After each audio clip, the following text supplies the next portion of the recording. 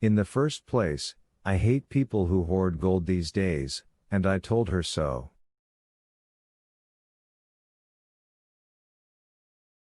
Then I said that I was certain that more people than she believed knew she was doing it, and that it wasn't safe.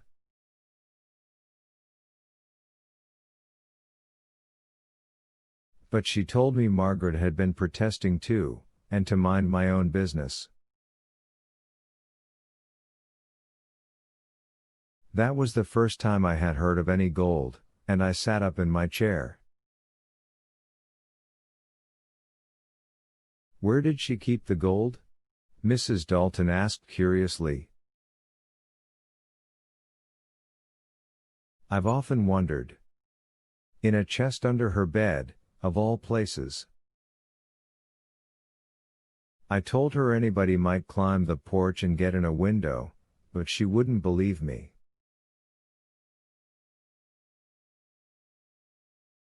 She said, I've still got my voice. I keep telling the girls that. Emily's so nervous that she's always hearing burglars on the porch roof. And now, Mrs. Talbot finished with a final boom, I haven't a doubt that it's all gone.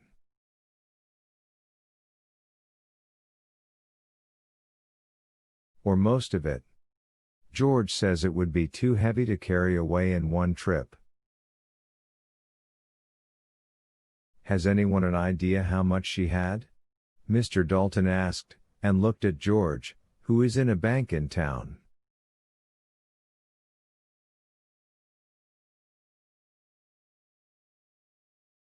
No, George said. She got plenty from us. I don't know how many other banks she looted. But does anyone know it is gone? The key's certainly gone, Mr. Dalton said decidedly. I saw Margaret for a moment before we came here. They've hunted everywhere, there and elsewhere. The police are opening the chest tomorrow. I sat as well as I could through all the talk. It is characteristic of the Crescent's attitude toward what it calls the younger generation that this evening was the first time I had known that Mrs. Lancaster had been hoarding gold under her bed.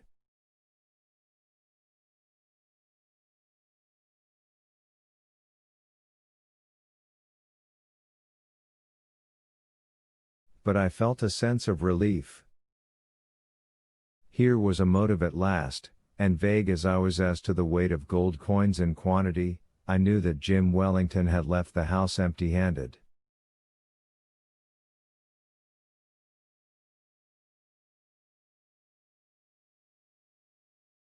Lydia Talbot's story differed little from that of her sister-in-law. She too had seen Mrs. Lancaster that afternoon. At 1:45 she had carried over a small basket containing a bowl of jellied chicken and some fresh rolls for the invalid.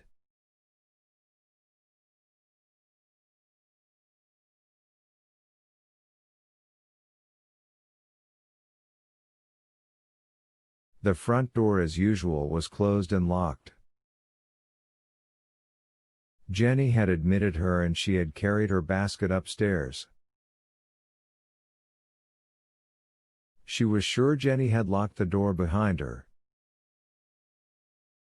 I sat with her for a while, she said, as Emily wanted to clean her bird's cage.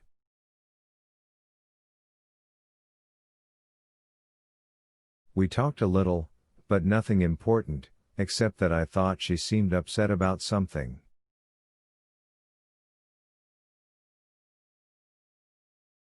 But she kept things pretty much to herself, always. When Hester came I left.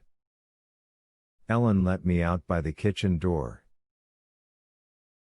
What do you mean, upset? Boomed Hester, who was Mrs. Talbot. She wasn't upset when I got there. Only peevish, and that was nothing new. Miss Lydia colored and looked rather frightened. I don't know. Emily looked queer too. I thought perhaps they had been quarreling. Everybody felt uncomfortable at that, and Mrs. Dalton chose that moment of all moments to throw a bomb into our midst.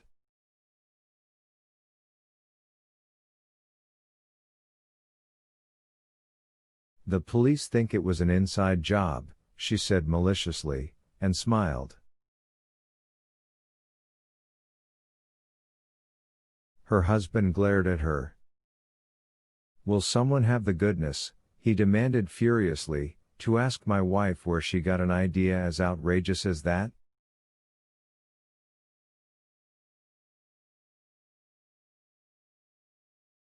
From the servants, she said, triumphant over her sensation. While Mr. Dalton was ringing the front doorbell tonight, I went around to the back of the house. I found Ellen in tears, and the others in a fine state.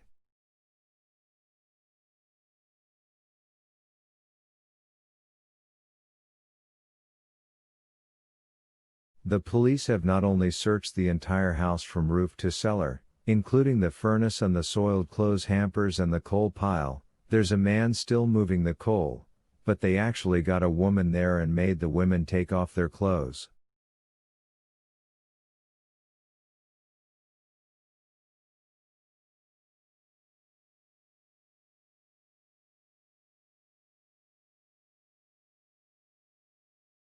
Or at least show what they had on.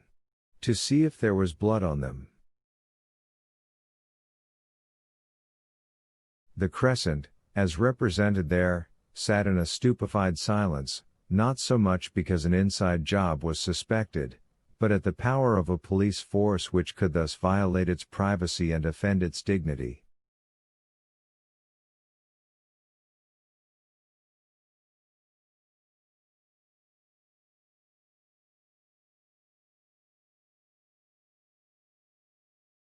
It was only George Talbot who grinned.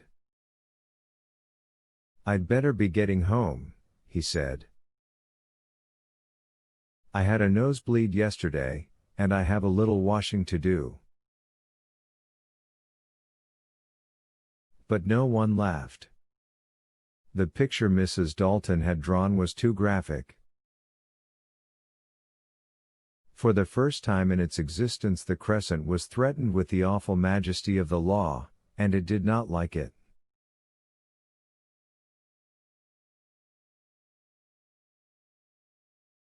It covered its fear with talk, much of it rather pointless. Nevertheless, out of that welter of talk and surmise, certain things finally emerged.